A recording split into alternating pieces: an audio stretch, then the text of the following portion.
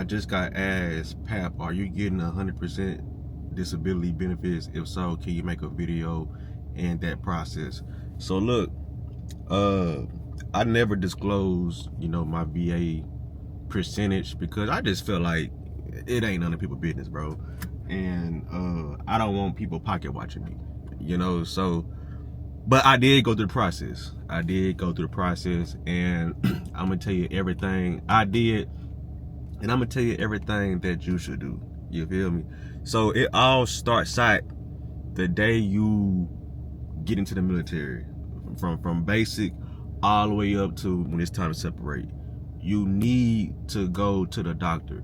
You know what I'm saying? Especially if you have some type of, hard labor job or a job where you're constant on your feet, such as security forces. You're gonna be on that gate for 8 to 12 hours a day, stand on your feet, wearing an extra 30 pounds worth of gear. And as you get older, bro, that gear tears your body up.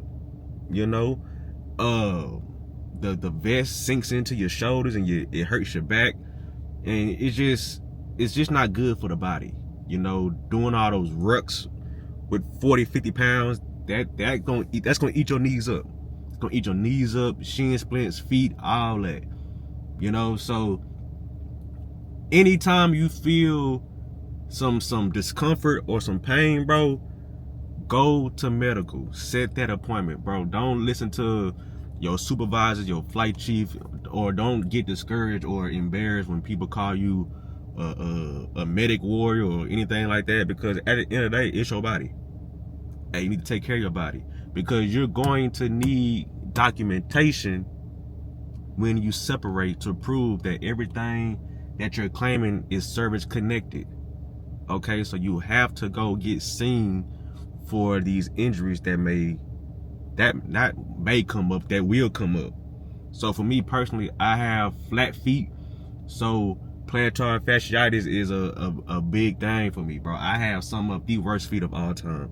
And then I got bad shin splints, and the shin splints my fault. I was running in the wrong shoes. You know what I'm saying? Bad knees, my shoulders are bad, and a list of other things. But you have to go to medical, okay? Go get seen. Do not self-medicate. Do not self-heal. Let them issue you a prescription on something. Alright? Documentation is what you need. At the end of the day, bro, if you don't take anything out from this video, take the word documentation from this video. That's what you need to prove everything that you got going on. Now listen, the next thing that happens, I know the process has changed, but when it's time to out process, you're going to have a VA brief.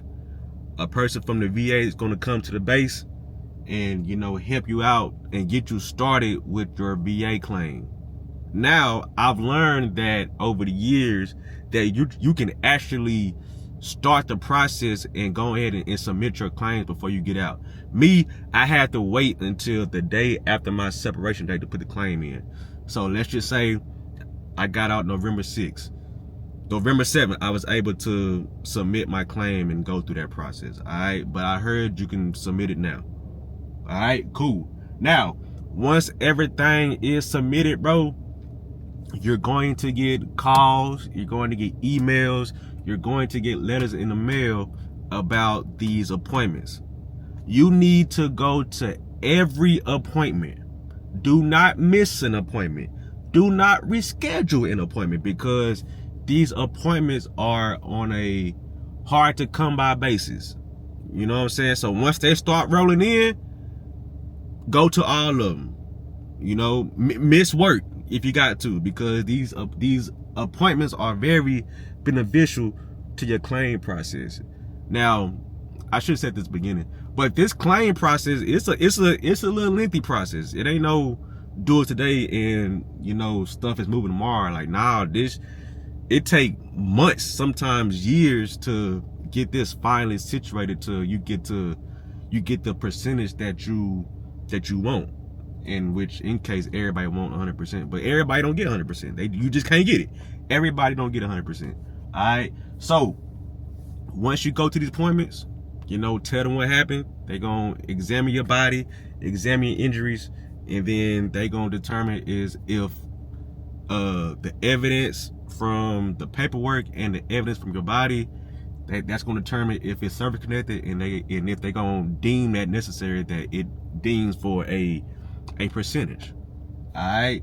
So after you go to all your appointments, bro, you're going to receive a letter in the mail, all right, and a letter in your email, whichever happens first, and that will let you know that you either got the claim and you got the percentage and you're able to get the VA benefits, the compensation and all that.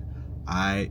Now, also, when you get done with all your appointments, it's gonna be another waiting game to see if you got everything that you claim for, or if you qualify for the monetization of the VA benefits.